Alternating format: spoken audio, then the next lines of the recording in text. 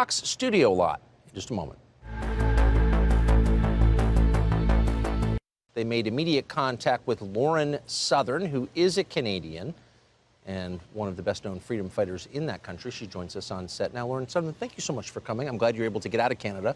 Barely. I think most Americans are kind of unaware of what's happening in your country. How does it feel from within it? Oh, it's absolutely maddening. We've just in the past few years, we've had a large thousands of guns banned in the country. We've just found out that our elections were almost entirely rigged by the Chinese government. So that's new news just in the last week. And essentially, we've lost our right to protest. I'm sure everyone saw it during the truckers, but that has continued on. That has persisted. Canadians are living in a state of absolute fear of our government, and we're not even sure if our government is controlled in Canada or overseas. Right, whether your democracy is real. And of course, that's a familiar feeling to Americans.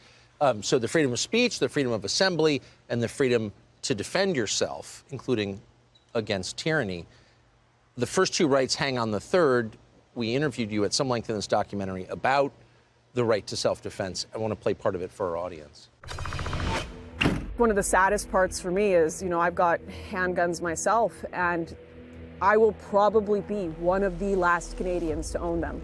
Those guns will die with me and then go to the government. I don't get to hand them down, nothing. He's banning firearms that in many cases are not even semi-automatic. We've got a thin veneer of civilization here in Canada right now. And when that thin veneer of civility crashes, the government don't want a bunch of people with guns that can defend themselves and have their own communities out here in rural Canada. They want to be in control. This will always be home to me, but there's just a bunch of politicians trying to make it less and less like home every day. Canada does not and has never had a violent crime problem that would justify disarming the population. This is purely an effort by the government to make certain no one can fight back. Yeah, more people die from alcoholism in Canada than any sort of gun crime, but you don't see us banning alcohol. Right.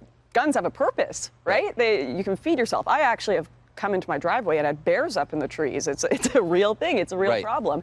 Meanwhile, we actually just legalized cocaine and hard drugs, MDMA, heroin, all the likes in my city of Vancouver.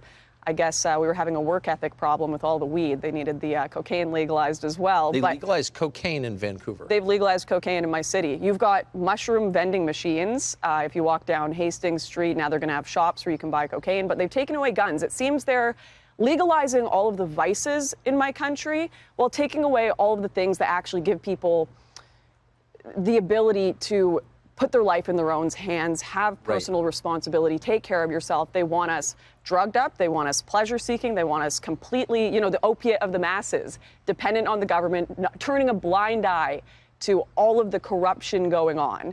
They just want us pleased with things that will distract us. Horrifying.